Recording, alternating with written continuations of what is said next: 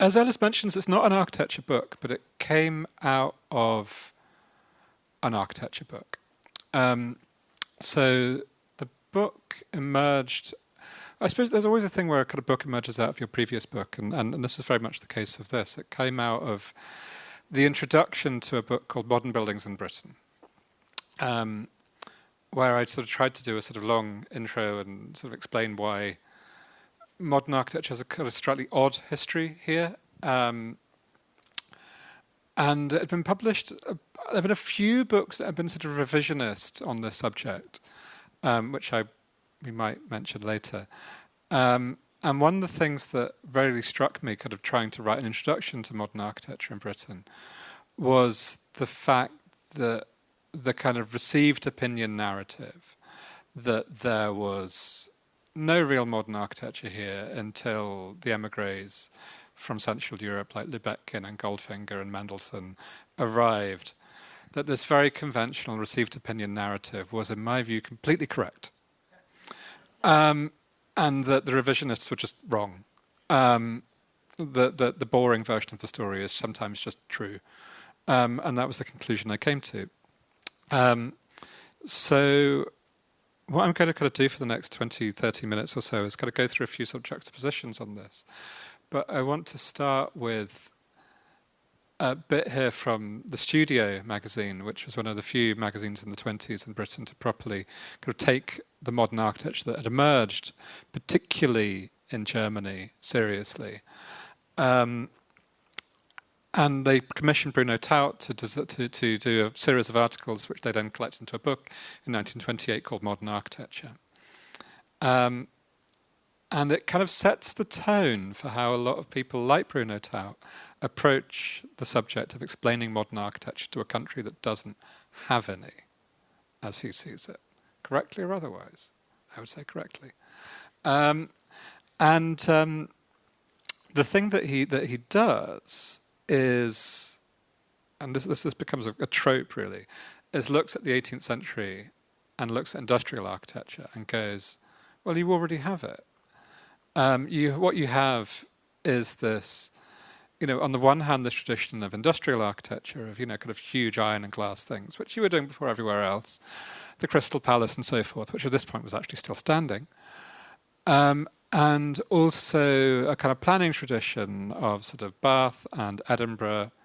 Edinburgh frequently appears in articles about English architecture at this point. And Bloomsbury and so on and so forth. And sometimes also the Garden City is kind of yoked into this. And so there's then this kind of question of like, and then there's this kind of 20-year detour where you kind of do things like, the rebuilding of Regent Street or Kingsway, and we don't really know why you did this, but through reading our articles, you may return to sanity. It's a kind of it involves kind of fun things like this, which is one of the great utopian expressionists, Bruno Taut, who at this point was designing thousands of units of social housing for socialist city councils in Berlin. Had a few years before been designing, these kind of utopian city crowns after the German Revolution of 1918, in which we would all kind of live in a communal house made of glass on a mountain. And then you find him a few years later go around Cheltenham and going, well, this is pretty good. And also, this is kind of like modern architecture. So what I'm going to be talking about from henceforth is, I guess, a series of sort of putting one thing against another thing and seeing the ways in which modern architects from Germany, but also from Austria and Hungary and Czechoslovakia and Poland, kind of approach the question of designing in a place where where what they do is not appreciated to the same degree. And this really can't be gainsaid. I think there's a thing where people often, because they tell the history of modern architecture through France and through Le Corbusier, they go, well, in the 1920s, modern architecture was, private villas in the suburbs of Paris. And was it bollocks? In the 1920s, modern architecture was cities like Berlin and Frankfurt and Rotterdam and Moscow and Kharkiv and Prague and Brno, where they were building thousands upon thousands of workers' houses. An enormous project, and this dominated the early Congrès International d'Architecture Moderne. And the people that my book is about when it comes to the architects, this is where they come in. not from, some of them design, luxury flats and luxury houses, but a lot of them are housing architects designing mass modernist housing already in the 1920s, like Bruno Taut. So the first one I'm going to talk about is, I think, an example of straightforward importation, and why that's not necessarily a bad thing. So these are two buildings by Erich Mendelssohn. One here is the IG Metall headquarters, so headquarters of the trade union of metal workers in the centre of Berlin, refurbed about 15 years ago. And next to it is, of course, the Delaware Pavilion on Bexhill on Sea. And obviously, you can see what I'm trying to do with these pictures. But there's a point that's often made in the 1950s and 1960s when the kind of history of modern architecture in Britain starts to get kind of appraised and rival versions of it start to kind of fight out, where people kind of look at the Delaware Pavilion and find it wanting. Because unlike, for instance, Walter Gropius's Impington Village College outside of Cambridge, it doesn't try and be English. It doesn't adopt stock brick. It doesn't adopt informal picturesque planning.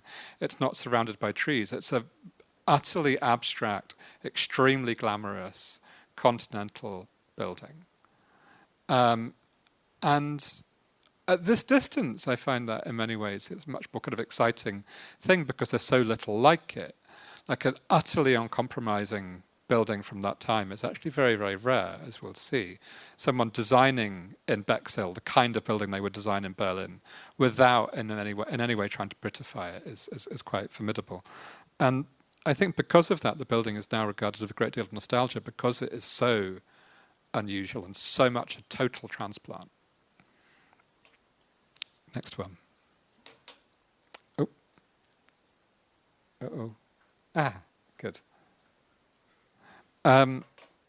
Next transplant, Lubetkin. Lubetkin, I mean, the whole book could really have been about Lubetkin, and it's good that it wasn't because John Allen's already done that book and it's very good. But the sort of endlessly fascinating and sort of Protean figure, and I think, his sort of ever westward trajectory is fascinating at this point, despite his quite strident Marxist politics, which have more of an irony in them than people often register. If you read Lubetkin's writings, and he was a very talented writer, while his convictions are always very clear, there's a kind of caricature version of him as a Stalinist that I think is just not tenable. But he's obviously delighted by being in a country where he's not particularly afraid of the police. There's a wonderful letter to one of the editors of the Architectural Review when he's trying to get a visa to settle here, where he talks mainly about, your wonderful comical police, and he very much means it, that like he's had this kind of succession. He's born in Tbilisi, grows up in Moscow and St. Petersburg, moves with his family who were not particularly sympathetic to the Bolsheviks, to Warsaw, goes from there to Frankfurt, where he works in housing, goes from there to Paris, where he designs a very good luxury apartment block with Jean Ginsberg, and then, sort of winds up in London. And I think there's a thing where a few of these figures, in many ways the most successful ones, are those that were quite into the idea of being big fish in small ponds. And Lubetkin, I think, very much took advantage of the fact that he could be the emissary. He'd been there. He had been in St. Petersburg in the Revolution. He had fought in the Red Army, possibly. He had definitely been to Vychutmas. He had been taught by Rodchenko and Al-Lisitsky. This is true. He'd been in the housing department in Frankfurt. He'd been in all of these sorts of things. He'd had some actual involvement in, so he could tell the tales. And these people that kind of saw these things as quite mythic and exciting things that were happening very far away, they had someone in their midst that had been there and could tell them, oh yes, when I saw Lenin speak, it was like this. And Lubetkin's very first London building is enormously interesting for how it sort of adapts and doesn't adapt. So next to here we have Libetkin's only completed building on his own, or broadly on his own, apart from the apartment block in Paris before he emigrates to Britain. It's a demountable pavilion for the Soviet Union for exhibitions, which he designed for a Belarusian architect called Ivan Volodko, who actually emigrated from the Soviet Union as well around this point, but is much, much less well known. It appeared in various exhibitions. I've seen photographs of it in Marseille, in Strasbourg, in Bordeaux. I don't know whatever eventually happened to it. And then about 4 years later, he's designing terraces in Plumstead. And this terrace in Plumstead is fascinating for being, on the one hand, so aesthetically uncompromising. It's very similar, just in straightforward aesthetic terms, to the much more famous apartment block High Point, designed in Highgate a year or two later. But it's a terrace. It's a row of terraced houses.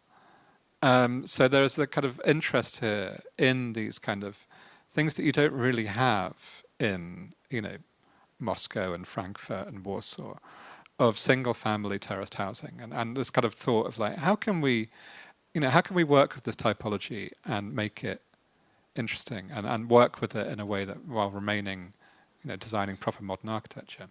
On the strength of it, he was actually asked by a major property developer to become their in-house architect, and there's a real alternative history where this happened, where he was doing stuff for weights or what have you. I don't imagine it would have worked out.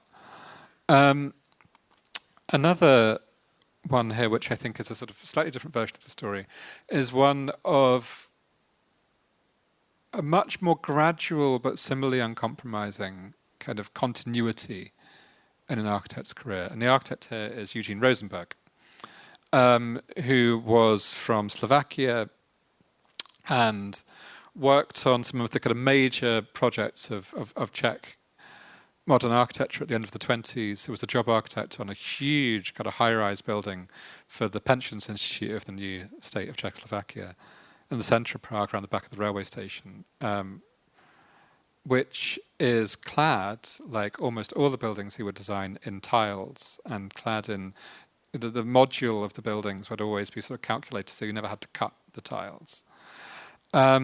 So this is one of several Rosenberg buildings in Prague. This is an apartment block with an arcade at the bottom.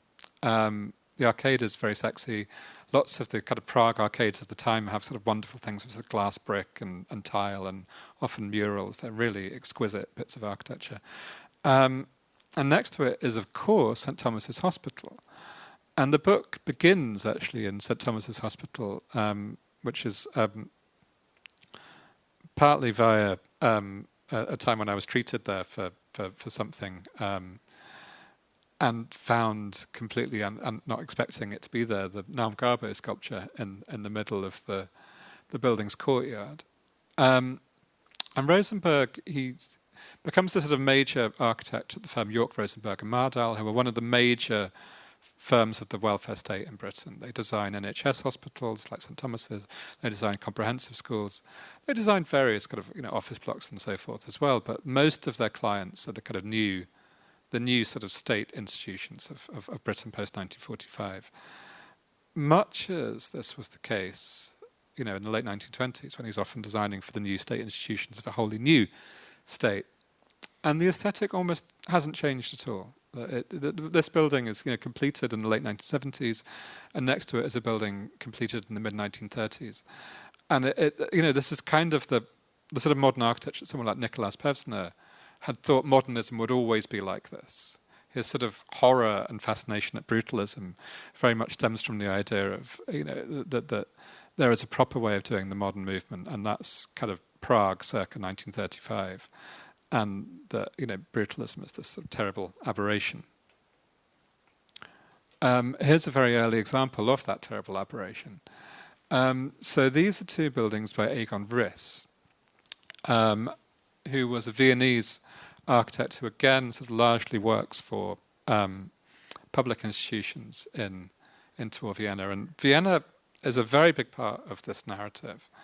And it's often kind of neglected, I think, partly because its modern architecture was a bit odd for various reasons. It came less out of the kind of Peter Behrens, Walter Gropius kind of narrative of how you do modernism, and was much more rooted in Otto Wagner and a kind of Viennese school from immediately before the war, which was much more monumental. And the kind of Wagner school architects hired by what was probably the most left-wing elected local authority in Europe at the time to design what was the biggest social housing program in Europe at the time, which ran until eventually the buildings were literally bombarded in a fascist coup in 1934. Among the people, incidentally, who saw this happen was a young Kim Philby, who later credited this as the reason why he decided to become a spy for the Soviet Union.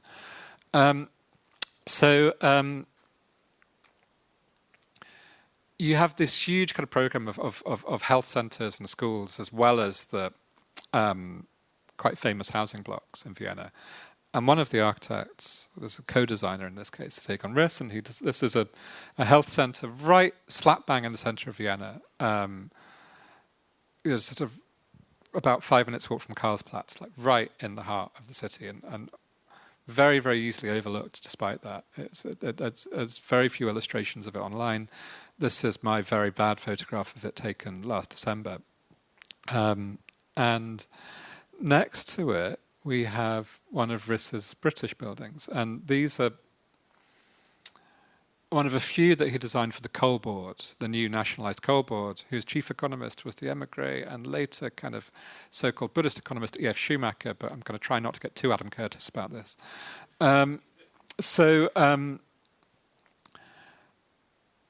Hardly any of the Egon Riss buildings in Britain survive. What survive a lot better are the reproductions of his furniture for the Isokon company, for Jack Pritchard's Isokon, who obviously designed the block of flats in Hampstead. Various of the émigrés are immediately kind of housed there because of their connections of Jack Pritchard. So he designs the penguin donkey and the penguin gull, both sort of two famous bits of plywood furniture that you can still buy. And he also designs gigantic collieries, particularly in Fife. And these kind of huge kind of techno collieries were enormously impressive works of architecture and engineering with a monumentality that really hadn't been a thing in British modern architecture before then. This kind of intervenes in this kind of moment of, the Festival of Britain and the new towns and kind of modern architecture becoming kind of quite pretty and picturesque and again very anglicised.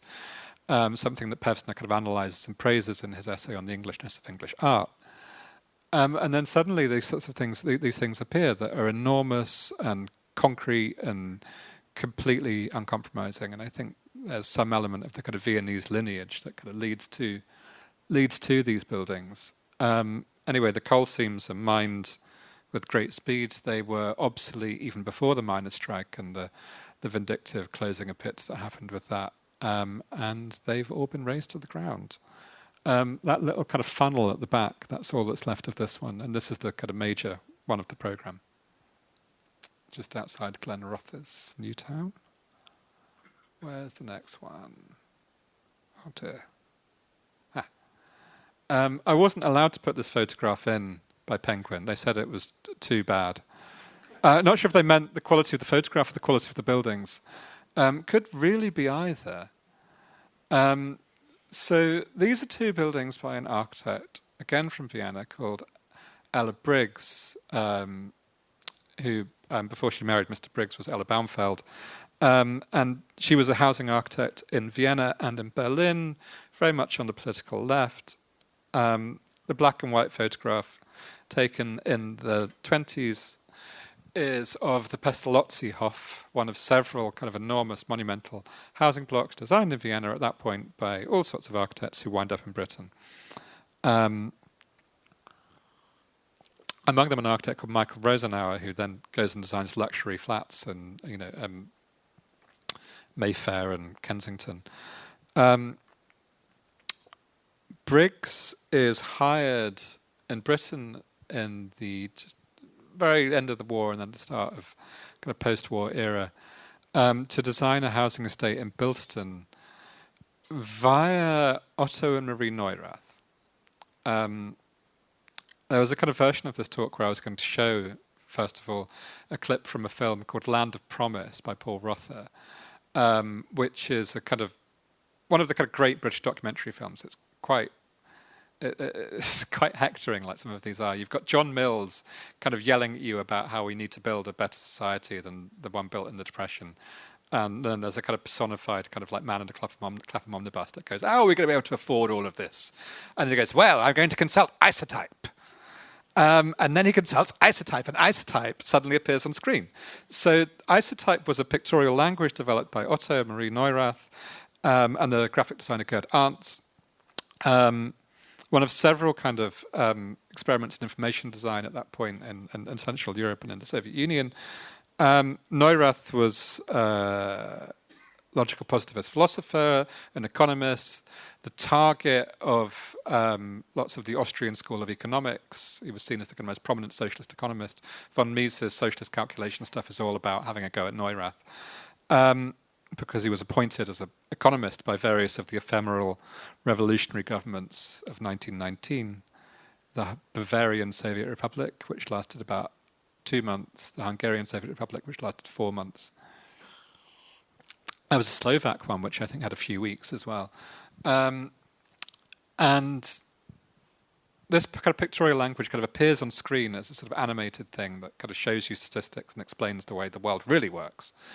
And Otto and Marie Neurath, who literally arrive on a small boat at the very last moment out of Amsterdam in 1940, they go around the country and give lectures. They base themselves in Oxford, and the chair of Bilston's kind of urban district council in the Black Country sees one of their lectures and is like, "Can you guys come and help us design a housing estate?"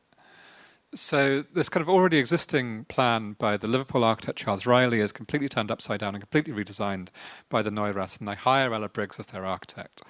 And Briggs comes up with the idea, based on the Neuraths' social surveys that they've been doing in the Black Country, of surrounding low-rise houses, because this is England, you don't do gigantic monumental housing schemes here, that would all be around kind of greens, that look quite similar. If you're kind of familiar with the Berlin housing estates at the time, there's quite a lot of similarity between how they kind of meet the green space in the one of the green spaces that hasn't been built on. So there was about 5 of these, and most of them got built on in the 60s with other housing, because Bilston Council were like, "Why have we got a big green space in the middle of this housing estate?" So they just built on it. The West Midlands will be like this. And so this is the only one that survives, and it does have it's not great. It's not survived fantastically well. It wasn't fantastically well thought out in the first place, but there is a bit of it, which isn't photographed here, where the trees have grown up and they're quite mature and they kind of form this kind of wedge between these houses. And there's bits of it where you can kind of see that they were once modernist, sort of.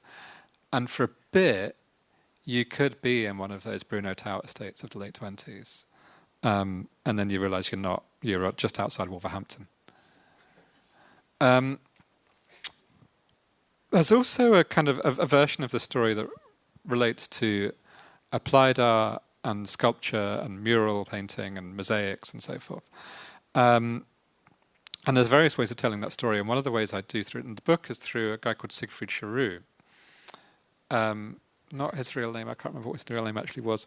Anyway, he was a sculptor who was heavily involved with the Viennese Social Democratic Party and involved in designing sculptural groups for the Red Vienna housing estates, one of which you can see. Well, it's pretty obvious which of these is in Highbury and which is in Vienna. I don't need to tell you. So they're kind of different ways of representing the same subject. So the Vienna one, late 1920s, it's although this is the reformist rather than revolutionary wing of Marxism, it's pretty, it's quite Soviet. It's sort of burly heroic workers building the future without kind of, blinking, just kind of onwards. And Chiroux moves to Britain. He ends up a fellow of the Royal Academy. Because he was a realist sculptor, so he was much easier to get into the establishment, even if you were a Marxist, if you were doing realist art. He gives a very interesting lecture to the Reba about the Viennese housing projects in the early 50s, where he's like, I look at the housing that you did in the 1930s, and it's completely lacking any of the, that they already look rubbish. And if you look at 1930s LCC housing, they are quite similar, simply in terms of typology, to the Vienna housing of around the same time. They're kind of big monumental blocks around open internal courtyards. But the quality of the landscaping, the planting, the sculpture, the LCC didn't really do any of that, by and large, apart from the Osselstyn estate in St Pancras. And he was kind of like, when you get about to build a whole load more of these housing estates, you need to go and look at what we did in Vienna and learn from that, or you're going to just produce miserable housing. And they don't know if they actually went to Vienna, but they went to him and got him to design some sculptures for some of their housing estates. And the one that's most prominent is this in the Highbury Quadrant estate, one of the best London County Council estates of the 50s. It sort of blocks in space, but again, it's kind of in the kind of informal, picturesque Englishness of English art kind of era of LCC housing. It's very, very picturesque. It's got fantastic landscaping. The blocks are very well detailed and put together, and it's really one of the best estates of its time. And in the middle of it, you have Chiroux sculpture, The Neighbours, which has a very different picture of working class experience than the one 20 years earlier in Vienna. This kind of heroism and melodrama and kind of fearless look into the future is replaced with, two blokes having a cup of tea, it looks like. It's all gotten very, very domesticated, and we can kind of discuss whether that's a good or a bad thing. But there's an obvious kind of shift that's happened in his work. In terms of actual architectural institutions that kind of that end up in Britain, the only one I can think of where there's like an entire school of architects that's ended up kind of here in total. It's the Polish School of Architecture in Liverpool, which existed between 1939 and 1946, which was a fully paid-up school. You could you would enroll there and have your classes in Polish, and quite a lot of kind of people that later become important housing architects, like Magda Borowiecka, who is the designer of the notorious stroke famous barrier block in Brixton, were taught in this school in Liverpool in Polish.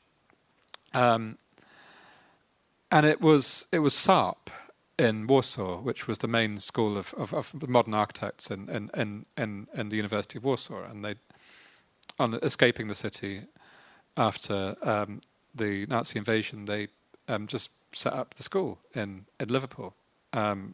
Charles Riley is again the kind of the bridging figure here.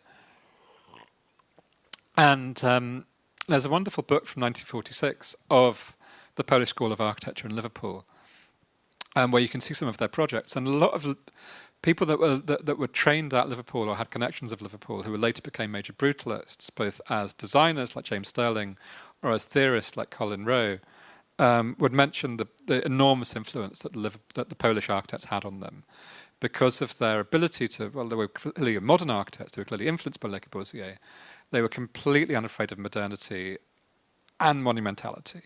So the buildings were massive and not afraid of being massive. They weren't broken up into picturesque units. They were great, big, hulking, monumental things, and really kind of went with it. And some of the architects went back to communist Poland. Most didn't. And you can kind of trace them in various ways in sort of British architecture in the 50s and 60s. And one of those people is an architect called Jerzy Wyszynski. And this is one of his kind of dream projects from the 1946 book. This was to be a town hall in Crosby in Merseyside, which obviously wasn't built. But next to it in Leyland in Lancashire, outside of Preston, is a church which is not enormously unlike it, which Wyszynski designed in the 60s, which also has murals and mosaics by Adam Kosowski, a mural artist whose work is kind of all over the place, really. The North Peckham Civic Centre on the Old Kent Road is one of the most interesting. And again, you have this kind of the continuity between these is very obvious, but what's also quite funny about it, and people don't always like you pointing this out, is that it looked remarkably like actual buildings of the communist era from the 60s and 70s and 80s in Poland, despite them being the émigrés architecture of people that didn't want to go back to communist Poland. And that's largely because of the fact that they both emerge out of the same schools in the 1940s. Like there's a continuity that applies in both cases. Here is the only building, I think, completed by Arthur Korn, one of the most important teachers of architecture in post-war Britain. It's in the Letsham Estate in Camberwell. It was originally surrounded with kind of Italian Victorian houses which were blitzed by V1 attacks in 1944. And the later Letsham Estate, which you can see around it, was kind of built almost as a sort of module, as a sort of copy of the earlier building by Arthur Korn. So Korn was best known more as a critic than an architect, though he did design several houses in the suburbs of Berlin in the 1920s, which mostly don't survive, and did various shop fronts, such as the one you can see here. And he wrote a book on the use of glass in modern architecture, which was translated 30, 40 years after publication into English as Glass and Modern Architecture of the Bauhaus period. And it's a really, really great book. If you really want to get the kind of the sort of futuristic energy of the sort of, completely uncompromised era of modern architecture, it's one of the ones to go to. And people like Allison and Peter Smithson kind of worshipped it because they considered it to be, modern architecture before it got watered down by people like Pevsner and Lubetkin and so on. His own architecture on the basis of this one building in Camberwell was maybe not that great. But he's one of sort of many figures who I think is clearly a very, very talented teacher, which doesn't obviate his talents as an architect. And the brutalism is often ascribed to Arthur Korn, to Korn's teaching in the Architectural Association in the 50s, and his insistence on the kind of hard modern architecture of the 20s, of Soviet constructivism, of the sort of de style and constructivist architecture of the Netherlands, and the kind of avant-garde of the international style that's happening in Germany and Czechoslovakia. And on the basis of that, his students took him to see the blocks that they'd designed in the Alton Estate in Roehampton, assuming that he would go, wonderful, good work, lads. What he actually did was say to them, and you have built these rabbit hutches? And he was mortified. And he moved back to Vienna. I think I've got time for these. So a lot of this is a quite kind of London-centric story in many ways, despite Leyland and the Black Country featuring in it a little bit. But the East Midlands is more important than one might think, particularly Leicester. Leicester is hugely important to the story for two reasons, one of which is the collection built up at the New Walk Museum and Art Gallery, I think now just called the Leicester Museum and Art Gallery, which collects for various reasons,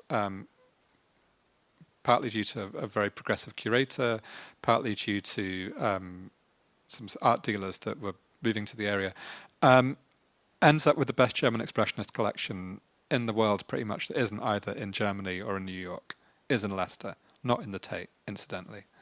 And I enormously recommend going there to see it. It's a really astounding collection. And they kept collecting it after the first kind of acquisitions in the 40s. They kept at it, and it's really a superlative collection.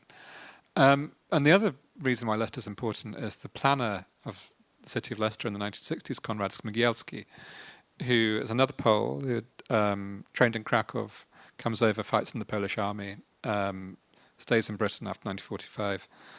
And he does this plan, which Otto writes about very well in his book Boom Cities, which is the most kind of extreme and utopian of all the kind of town plans in Britain in the 60s, published in 1964. Clearly it wanted to be noticed. It wanted to be on the news. It has all sorts of incredible things. It has a monorail, obviously. There's always got to be a monorail. It has this incredibly radical separation of pedestrians and traffic, but it also has loads of public squares everywhere, long before Richard Rogers and the Urban Task Force. And those are the actual things of Smigielski's plan that survive, for which he gets no credit. And they are very much modelled on the fact that he was enormously disappointed by the lack of kind of cafe culture and, kind of people hanging out in the streets in Britain, and thought that this was, you could plan your way into this. You could plan these spaces and people would use them. And the Market Square in Leicester, if you go there, you can really see that. It is a proper kind of urban civic space of a sort that we don't have that many of. Smigielski kind of gets his fingers burnt in all of this. A lot of roads get built. The monorail obviously doesn't get built. A lot of buildings get demolished. He gets the blame for it. He then actually resigns, is sacked because of trying to save one of these buildings. And then he gets given a load of money by the co-op to design a cooperative eco-village in the mid-70s in Nottinghamshire, somewhere in rural Nottinghamshire. It doesn't happen, sadly, but there's a book. And the book, like the Leicester Plan, which also mostly didn't happen, is a really extraordinary document of the sort of shifts in sort of taste and ideology among modern architects in the 70s. All of the kind of Corbusian and Bauhaus heritage is completely rejected. There's a lot of sort of apocalyptic stuff about how awful cities and pollution and so on are. And it's all very obviously influenced by E.F. Schumacher, Small is Beautiful. And Schumacher, does kind of run beneath lots of this story as a kind of economist and at the National Coal Board, and later kind of, popularizer of dropout economics. And it's a really, really fascinating kind of, example of like, how can we sort of continue the modernist project after rejecting all of this kind of big planning? We're not going to necessarily just start doing the 19th century again. That comes later. We're going to instead have this in some ways incredibly prescient sort of solar and wind powered cooperative community for some reason in Nottinghamshire. Anyway, the funding fell through, the co-op never did it, and it's, I think, very much the sort of thing that I think if they were that institutions like, the co-op or the trade unions should probably be looking at now in terms of the housing crisis, of like things that we could do with our money that would actually be good and useful. Oh, there's one missing.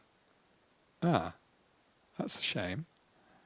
Ah, no, it wasn't missing. There's just a blank slide for some reason. So the one I'm going to finish on isn't an architect or a planner as such, but a sociologist who works for a time in planning, which is Ruth Glass. And if the book has any real kind of the aim beyond sort of telling various, I think, interesting stories, it's getting Ruth Glass back into print. So Ruth Glass is probably second after Michel Foucault for like most cited person on earth. Because of the fact that in an essay called London Aspects of Change in 1964, she coins the term gentrification. She means something kind of different in many ways from the conventional kind of serial cafe version of what gentrification is. But she coins the term, and the essay itself is often quoted, and it's not in print, which is infuriating because it's one of the best things ever written about London by anyone. So Ruth Glass was a sociologist in late Weimar Berlin, proudly claimed to have lost her virginity in the Café Romanisches, which was frequented by various kind of Dadaists and expressionists, by Bertolt Brecht and that crew, Fritz Lang and that lot. I'm not sure if any of them were involved in this event, but she was very, very proud of the fact that that's where she lost her virginity. And she is one of several figures in this tale who were invited over by the LSE. And her first published book is called The Social Background to a Plan, and is about Middlesbrough. It's about the replanning of Middlesbrough. And one of the maps here, this one, is from that book.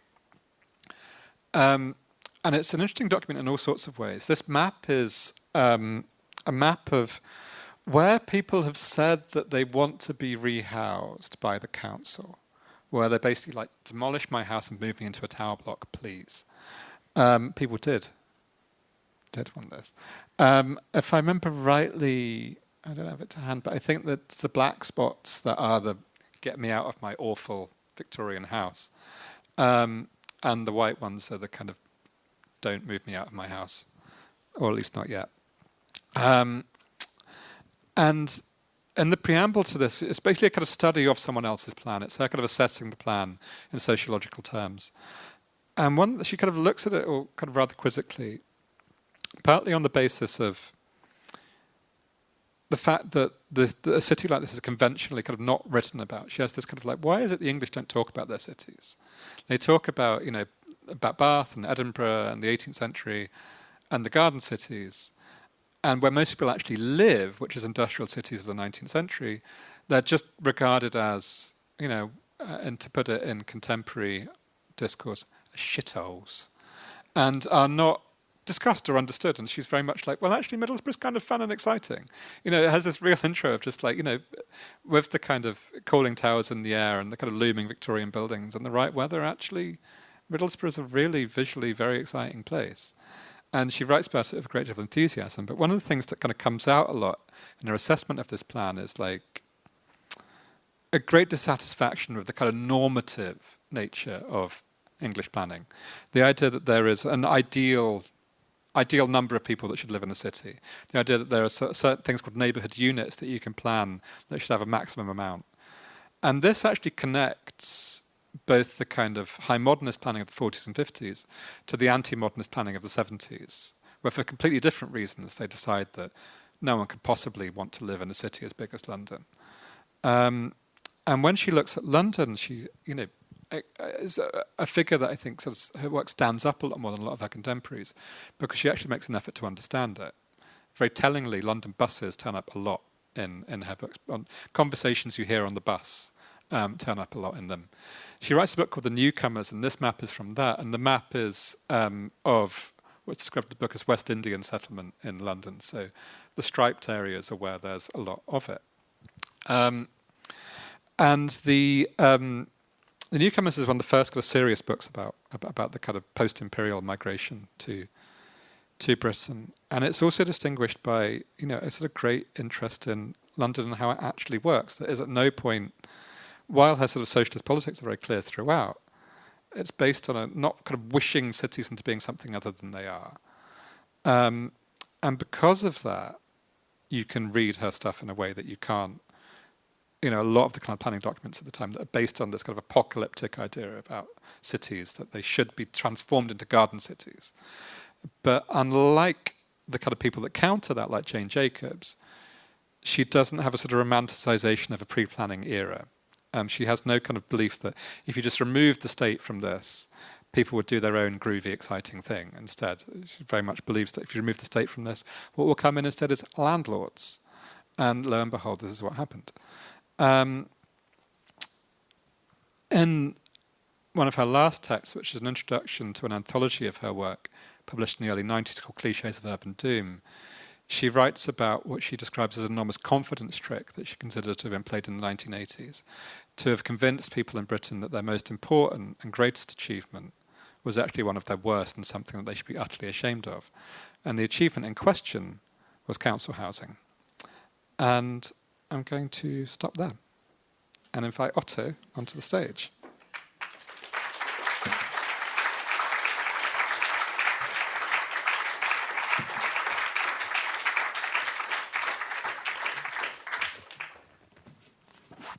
Is that working? Yeah.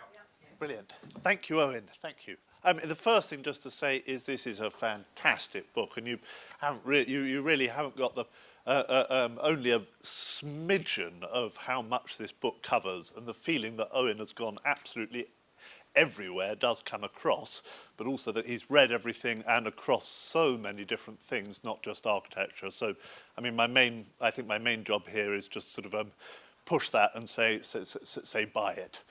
I was hoping to talk about Ruth Glass, and I've been thinking about her. She's famous for coining the word gentrification, but actually the first use is not in 1964, but it's in 1961, and it's in her, and she's talking about Churchill Gardens, and not about Islington, and says it's so good that it's gentrifying the surrounding area. So she's a hero of mine as well. Let's get back. I think your start, why you wrote this book.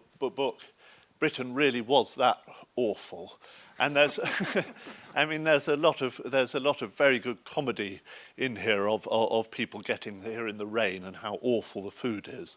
But there's a historiographical point behind this, and I do want to press you on that. And why was it so far behind? And I rather agree in many ways. So my answer to this is winning the First World War. I mean, France in the 20s, although it had, you know, it's small and obviously very important avant-garde around Le Corbusier and the purists. French modern architecture in the 20s has an enormous setback and practically collapses. Much the same thing happens in Belgium. And I think, you know, that modern architecture emerges, although the sources are kind of common to everywhere, of Peter Behrens, Tony Garnier, Otto Wagner, you know, Louis Sullivan, Frank Lloyd Wright. Although the sources are common, I think it's the emergence of a kind of proper, fully fledged thing that we call modern architecture, the modern movement, by about 1922, comes entirely out of countries that lost the war, and they're also from countries that have had a revolution of some sort.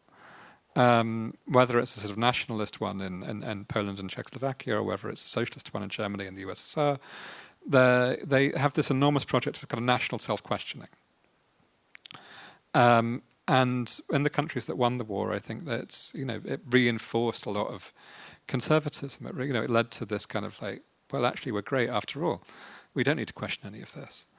But also, I think there's an element of this, and this is completely unprovable pseudo-psychology, but I genuinely think a lot of the English classicism of the 1920s shows the effects of shell shock. Like, it's so kind of small and flimsy. They're buildings that look terrified of themselves. Thinking of a building like Southampton Civic Centre, which, I kind of obsess about how bad that building is. Buildings that are both enormous and tiny somehow. Like, all of the details are thin, they've got no kind of heft. Even as classical buildings, they just lack any actual power or command of presence. I think that's it, really. And I think, I everywhere kind of has in 1914, some kind of modern movement of some sort. So I think it's actually, you don't have to go that far back. I think it's really about what happens between about 1918 and 1938. And are you sympathetic to the Pevsner line of the pioneers in England? I mean, would you go that far in returning to the historiographical certainties? Up to a point. I mean, I think the problem with it is always the teleology, right? It's the idea that a thing, it reminds me of that thing people do in economics where they kind of posed a question of, why so-and-so didn't create industry and capitalism, rather than why did this one place that was the only place that did it first, why did that happen there? And instead you proceed as if everywhere's about to become modern and capitalist, and if somewhere doesn't, that's what's wrong with it. And there's a similar thing of like, the natural teleology of Philip Webb is that it should lead to Walter Gropius. I mean, of course that's silly. But the element of it I think is true is simply one of what were the sources for the thing that had happened in Germany by 1922. And loads of those sources are British. Ernst May had worked at, I can't remember if it was Letchworth and Welwyn or just Welwyn, but Ernst May, the kind of Frankfurt modern architect who built thousands and thousands of great modern houses in the 20s, literally worked on the garden cities. Bruno Taut went over to see them and look at them, and so that kind of garden city planning they'd all been interested in, and you can see it in those sort of German housing estates of the 20s. Whereas looking at the constructivist end of things, what was happening in Moscow and Kharkiv and Prague and Warsaw, obviously, the architecture of heavy industry is a big thing for them. You see the fourth rail bridge in photo montages, even though by that point it's about 50 years old, as, a futuristic building, which it is. Even though it's not really a building, a futuristic bridge. So that and the Crystal Palace version of the story, which they all do, like Gropius does, of like, you invented modern architecture with Crystal Palace. Regardless of the teleology, for them, that was one of their sources, that they regarded that as their past. So there's a kind of strong version of it, which is like, this all has the kernel of modern architecture within it, which is obviously, a little unreconstructedly Hegelian. But as a simple statement of like, where does modern architecture come from, I think it's true. Oh. So you said also your book before this. Actually, I can't keep up when your books come out. There are so many of them. But the last big one is this gazetteer, and you've been to every building. And was that how it sort of developed? And what were the surprises of actually looking at architecture and going round and seeing the things? And I mean, pertinent to this, it really is just how little modern architecture there is between, about 1914 and 1934. You can find things before 1914 that are, they're not necessarily as radical as what's happening with Otto Wagner in Vienna or what have you. But there's stuff there, the kind of Edgar Wood buildings, things like Kodak House, the kind of very, very late arts and crafts things like, what's that incredible thing in Bloomsbury that's kind of righty and Mary Ward settlement. There's all these things that actually are kind of, very much on the level of what's happening elsewhere. And then, God, in the 20s, modern buildings in Britain in the 20s, what have you got? Silver End, so you've got this weird little village in the real depths of Essex, built by the Crittall Company.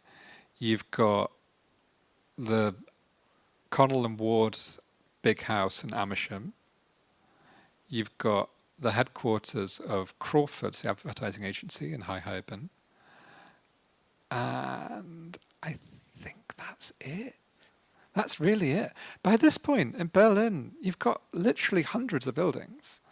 In Moscow, you've got dozens. Prague, you've got, places like Katowice, and, you've got like, more buildings than in London of that era. And I find that really strange and interesting. Pretty much every European country is in some way involved in this thing, but Britain. And you can find some interesting things that are kind of a bit weird and in between. And the fact that they're not fully fledged modernism doesn't make them bad. Like something like Dorwich House in Kingston, really kind of weird project by a Estonian-born émigré sculptor for herself, which is in a sort of strange kind of combo of kind of neo-Georgian and sort of North German expressionism. And they're fun buildings. I like some of these things. I like some buildings by Giles Gilbert Scott, but let's be real about what they are, which is what the critics at the time would have called retardataire. But then, it's a word that you used several times to say the buildings that you really like as uncompromising. But some of these émigrés did compromise. I think, Lebetkin's career, I don't know if that's the way to say it, but he collected Staffordshire dogs, which is a sort of compromise. Yeah, absolutely. Well, Lebetkin's interesting because, so much of the story is about this. It's about how these people who are doing this quite hardline stuff elsewhere come here and then go, either I am not going to be able to do this architecture in the way I want to, so therefore I'm going to go to the US, which is what happens to all the kind of people that are already famous, basically. So Gropius, Mendelssohn, Breuer. They do one or two buildings and then off they go. And then the thing that kind of younger architects have of like, how am I going to deal with this? And some of them produce stuff that I think is a little bit weak, whereas Lubetkin, it's always on his terms, which I like. It's like, yeah, you want decorative architecture? Here you go. And so you get things that are really quite weird, like kind of Spa Green and Priory Green, and even more so the big Lubetkin estates of the 50s in Bethnal Green, like the Cranbrook estate and more in Bow, I suppose. And what's the big one by Broadway Market? Dorset estate. Really quite strange, kind of the pattern effects on them and the kind of elaborate Baroque kind of Inigo Jones on acid kind of staircases. They're really kind of like, this is what you want, okay, here you go. In a way that's very, very extreme. Oh, you're interested in 17th century Baroque, are you? Well, so am I. And so you get the stuff that's, and I like that. They're not just like, I'm going to continue designing like I was before. I'm going to ignore a lot of you. It's like, yeah, I'm going to respond to what you guys are interested in my own way.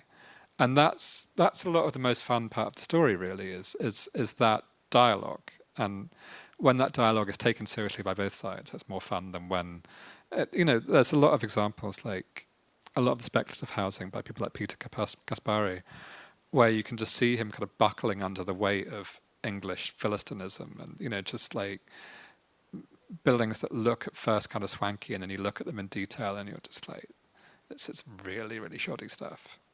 So, yeah, it's a kind of, I like the interplay. Yes. One of the things, when you're writing a book about a whole generation, and actually multiple generations, and you have to take in everybody, actually some of the most interesting writing is about people that I think, and maybe I'm wrong here, but I wouldn't have thought you initially would react to. And the book ends with this very moving bit in Newport Civic Centre with these sort of extraordinary murals, I don't know, by Hans Freibusch. And I would have thought that was not your initial No, quite the contrary. In many ways, that's why that's where it's one of those kind of like now I get it moments.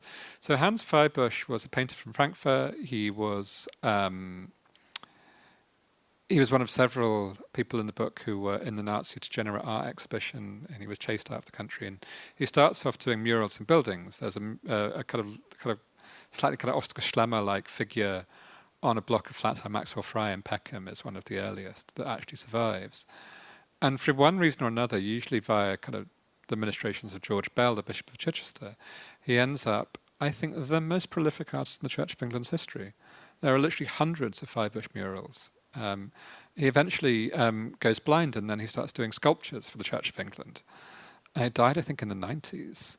And there's just enormous quantities of these. And, out of duty, I went and looked at a lot of them and I just couldn't.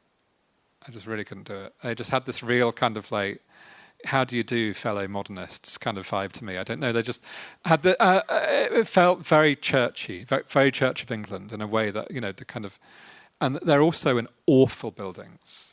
Gavin Stamp writes about who I think liked Freibusch, but who describes the architect Thomas Ford as that dreadful architect.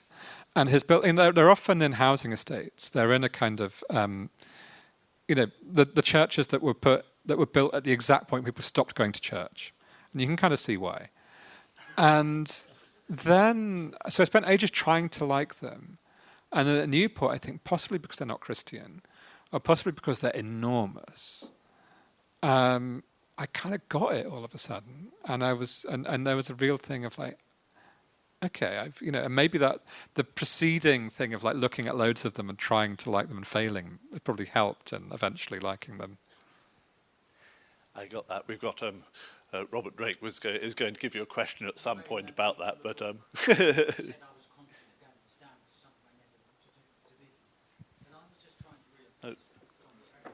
Can we wait to the questions, Bobby? I was just gesturing to your annoyance and warning Owen.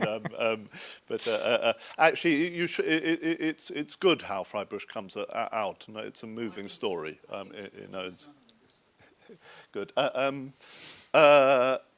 I want to talk because another sort of huge theme. Can you talk about book production? Because I mean, this is one of the most extraordinary stories, I think. Yeah, oh God, book production. I mean, it all hinged on realizing that Penguin is completely stolen, which I thought was possibly slightly rude to put in a Penguin book, and I thought they might take it out, in fact.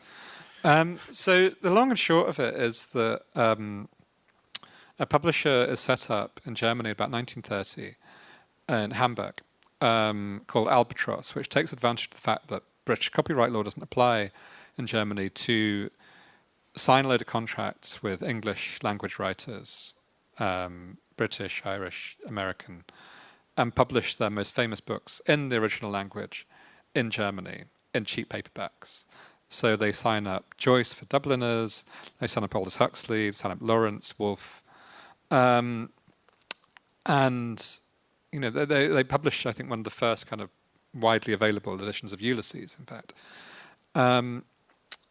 And the design, they contract to a German typographer at that point living in Florence called Hans Mardersteig.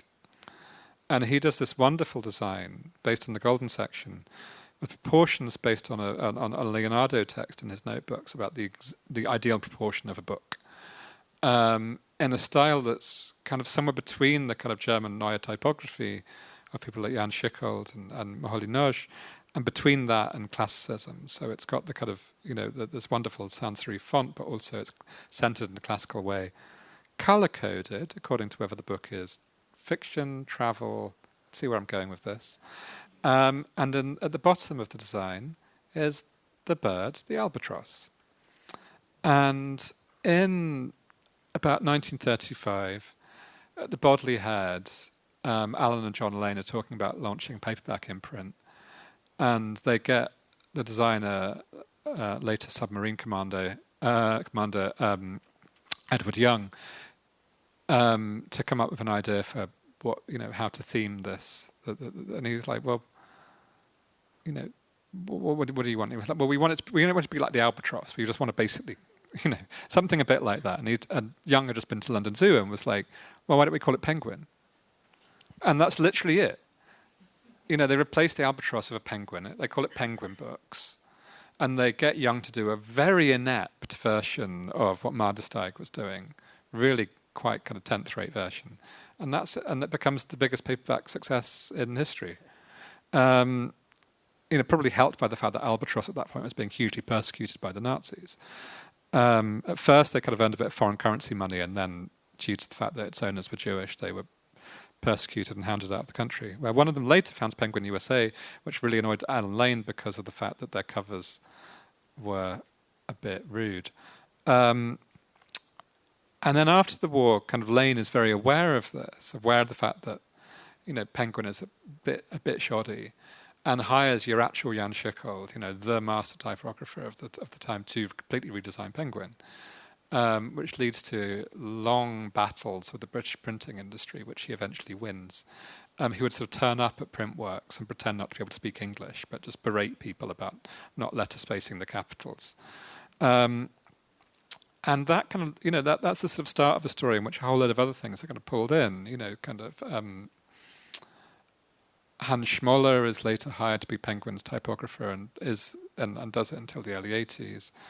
You have Thames and Hudson, which emerges very much out of Red Vienna and out of the kind of experiments publishing that were happening there.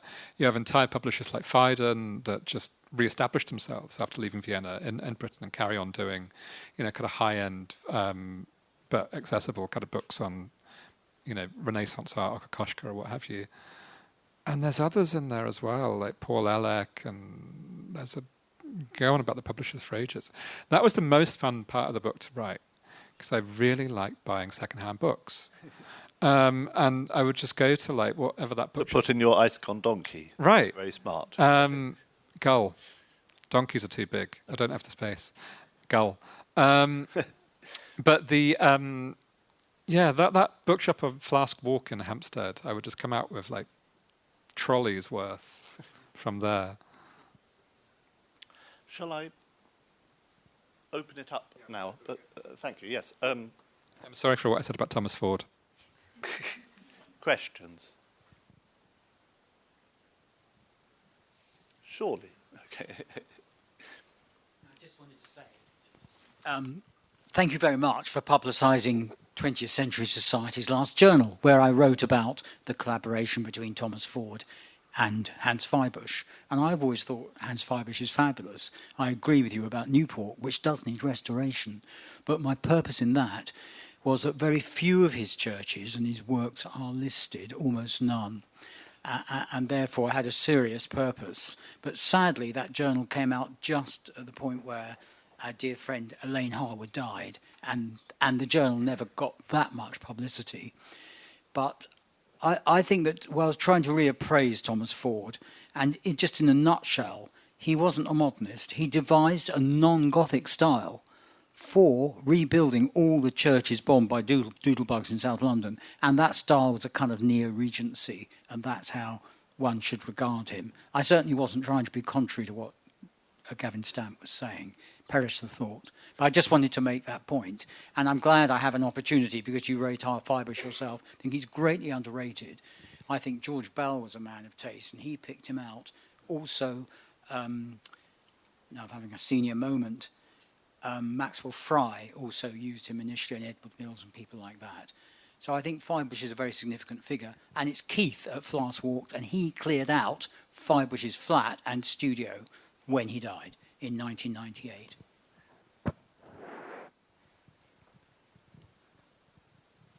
Surely.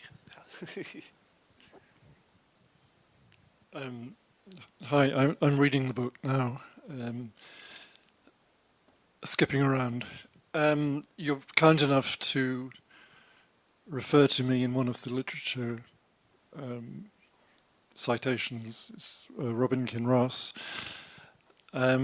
So I have a bit of an oar in this. Is that a phrase? No.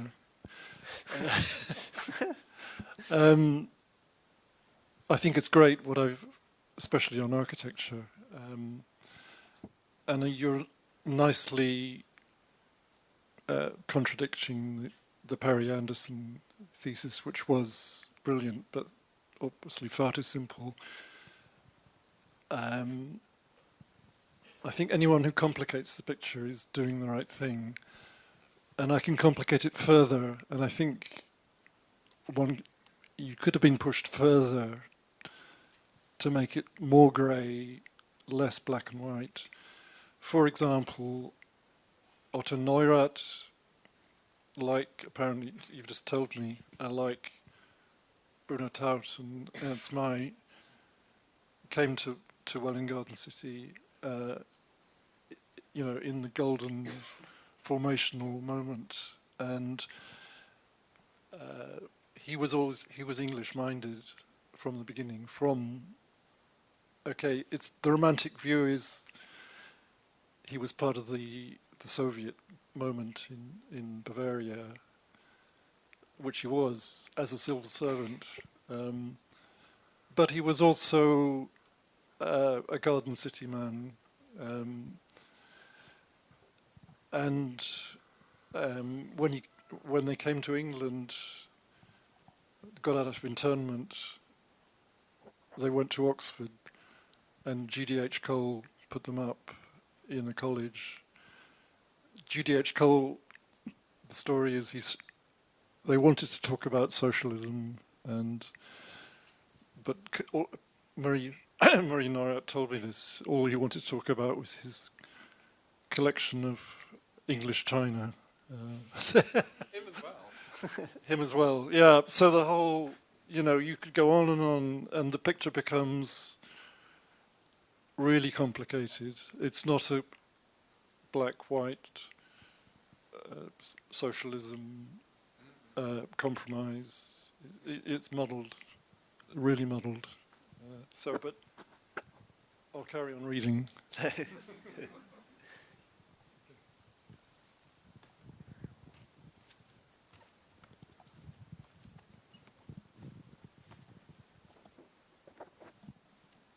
I'm kind of curious about how you see this sort of chimera of like Eastern European and British architecture, and especially you talked a bit about materiality. of glass and how that relates to sort of modern concepts of alienation, as the book, per the book title. Yeah. Should I, Ella, should I answer one after the other, or? So on that, I mean, the title, as is unfortunately often the case in publishing nowadays, it's not my title. The title was originally "The Aliens and the British They Made," and sorry, the aliens and the Britain They Made. And Penguin said, "You can't call it that. People will think it's about aliens from outer space." So I sold better. So I reluctantly was like, okay. Quite a few were suggested, Penguin, and this is the one I was like, oh, actually, I like that one. And it picks up on something that was already in the book, which is good, because it just shows that they'd actually read it. In that case, it came out of the sort of lineage that sort of starts with Victor Shklovsky and the essay Art as Device, and the concept of Australiany, and this concept of estrangement in art, and the kind of use of the particular devices of art to, make you see a thing anew, rather than to sort of defamiliarize a thing, even if it's something enormously familiar, to make you see it properly. And so the meaning of the title is both kind of, because that concept from Shklovsky is brought to Brecht by Sergei Tretyakov, and Tretyakov basically borrows Tretyakhov's version of it. Brecht turns into the Verfremdungseffect, which is apparently quite badly translated into English as the alienation effect. So they're both based on this concept of defamiliarization and looking at things in that are mundane and finding them unfamiliar and finding them unusual through a particular way that they've been interpreted. And that obviously then becomes a pun on them being, under the Aliens Act of 1906, being aliens, and they are then dumped on the Isle of Man and essentially in an internment camp as aliens. So, and you then get kind of satires like George Mikesh's book How to Be an Alien that kind of come out of this experience. So there's a sort of double meaning here of them being, kind of identified by English people as aliens, but also of them kind of using this Verfremdungseffekt or this Australiany as a way of making the English actually understand their built environment and their environment in general, which otherwise they're strangely ignorant of, which I think is still the case. It's still a country which is very, very bad at actually looking where people actually live and talking about it, and instead kind of pretending that we all live in Bath. That still is a thing that applies. But glass is a thing, and materiality is a part of that. Is a really interesting way of looking at it, and I wish I had. I wish that's what I had done, but I didn't really. There's a thing. There is definitely a thing where it's not really a kind of because this begins in the 1920s, when modern architects were all pretending that their buildings were made out of concrete and actually they're made out of brick and then rendered. In a render that was supposed to look like what they imagined concrete to look like, which actually is nothing at all like what concrete actually looks like. So the kind of, the materiality as a proper kind of truth to materials thing doesn't really happen until the 50s. And, in many ways, it's a return to a certain Ruskinism, a certain idea of like, you make the thing out of what it's actually made of, and you can see what it's made of. That's a very 19th century idea, and brutalism is a very 19th century thing, in lots of ways. Whereas the stuff that people are kind of coming in with is a very, very kind of sleek architecture, where there's enormous untruth to materials, and glass within that. I mean, there's a lot of glass on the kind of conservative architecture of Edwardian and interwar Britain. Huge quantities of plate glass on your average kind of Marks and Sparks department store of the time. So I don't think they would have reacted against the glass. What they would have reacted against is the lack of pilasters, I would have found that very offensive. There must be pilasters on things.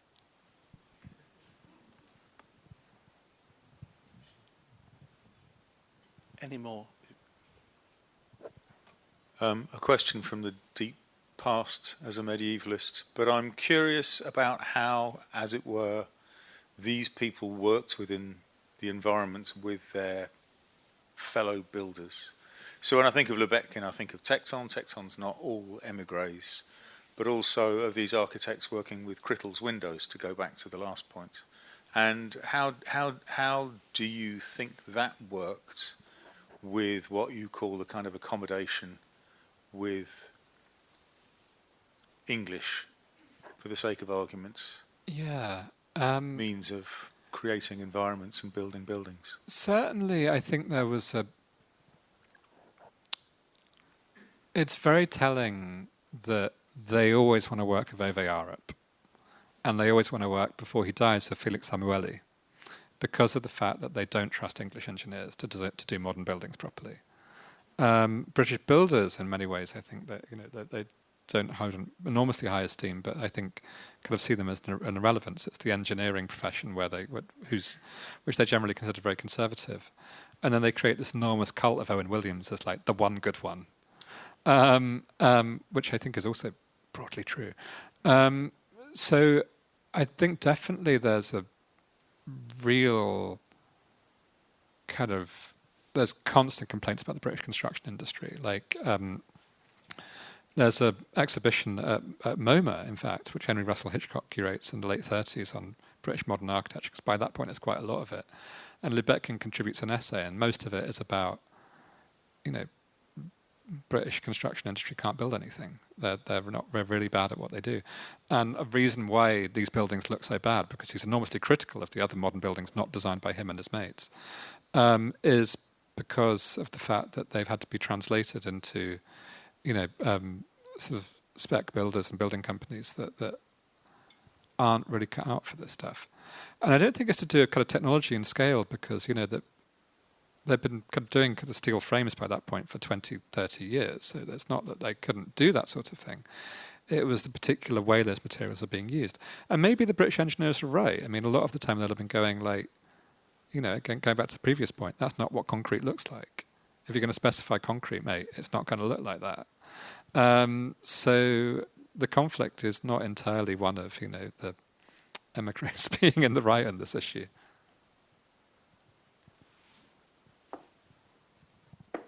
Last truck, right at the back. Hello, it's Merlin. I'd just like to say it's a fantastic book. It's a really beautiful read and stunning insights, and it's quite poignant. There's segments in it which are just really, really moving, given the current context, the sort of rise of nationalist politics across the political spectrum, and the hostility towards people who are coming to Britain. And it's within it the amazing revelations about how many sort of the hallmarks of Britishness, whether it's in architecture or design or publications, come from people who brought their talents and insights and passion to this place. And I just thought that in amongst sort of where we are now with this rise of this politics and also this kind of hegemonic ideas of Englishness and the political influence also of émigrés, in that you have, still the sort of legacy of people like Hayek and what he brought to British politics. If people are to take something from the book, and I think everyone should read it, it's a very important book to read right now. Who is that? Who is the sort of anti-Hayek within it, or cadre within that book that we should focus on? Yeah, I mean, Ruth Glass. The book kind of more or less ends, before the conclusion, which is on Hans Feibusch, but also on Susie and the Banshees, for reasons that will be obvious to people that have read the book. Glass is so interesting to me just simply because of the fact that very uniquely for a kind of writer on cities of her era, she reads like she's describing cities as they actually are now. And in many ways, that's, it's going back to the teleology point. Like, you should be able to assess people in their own time without looking at them necessarily as to how they read 60 years later in situations they couldn't possibly have anticipated. But it's nice when you read an urban writer from the 60s that isn't full of shit. And she really wasn't. And really did kind of describe and anticipate the actual sort of city of the 21st century with remarkably little sentimentality. And did so, I think, there's a sort of Scylla and Charybdis of, on the one hand, the sort of sentimental rubbish that eventually kind of like helps usher in neoliberalism of Jane Jacobs, and on the other hand, there's the sort of enormously rigid, enormously normative, and kind of foolishly apocalyptic kind of urban theory of a lot of the planners of the time that are based frequently on a natural hatred of actual cities. And she doesn't do either of these things, and instead describes what is in a way that seems to be based on actually liking people. One of the people that seem to be a socialist because she liked people, which is nice when you come across that. And also her engagement with migration in a much wider sense than her own generation's migration. She's interested in migration in general, interested in other people's migration, the migration of other generations, and she's interested in the legacies of imperialism properly. She doesn't just write about people from the Caribbean in Britain and people from India in Britain. She writes about India and goes there and writes about it properly and engages in this stuff. So yeah, she's like sort of, the great kind of cosmopolitan Marxist voice in the book that I think people should kind of want to get something from it. But I mean, last thing on that, when I wrote it, I wanted it to be kind of going back to the New Left Review stuff that Robin Kinross mentions. I wanted it to be, there's a great phrase of Isaac Deutscher's, the Polish Marxist historian Isaac Deutscher, where he's slagging off the New Left Review, and particularly Tom Nenn and Perry Anderson, and describes them as being national nihilists. So roughly speaking, people that believe that their own country must be the worst in the world. And Deutscher, having literally escaped the Holocaust, was very aware that this was not true. There are lots of very bad things about Britain. There are lots of very bad things about other countries. And I think he, that particular kind of, in many ways, almost sort of self-indulgent, I kind of wrote it not long after leaving Twitter, being very frustrated with this kind of rainy fascism island idea that we are uniquely terrible as a country and also uniquely racist as a country. And I was like, try Denmark. There was definitely a feeling of like, a lot of this just isn't actually true and isn't based on knowing the rest of Europe particularly well. Multiculturalism in Britain, although it's had, largely because of decades of struggle, it's not a thing that happens just because we're naturally nice, but it is a thing that in many ways I think has been very successful. Anyway, then what happened last summer happened, and I'm much, much less sanguine than I was. I would have said probably before that, actually, we're generally a very successful multicultural country and people need to get over themselves. And I look at the internet now, and I'm not sure if I still think that. There was an interview of me about the book in Navarra, and I did that terrible thing that you should never do of looking at the comments.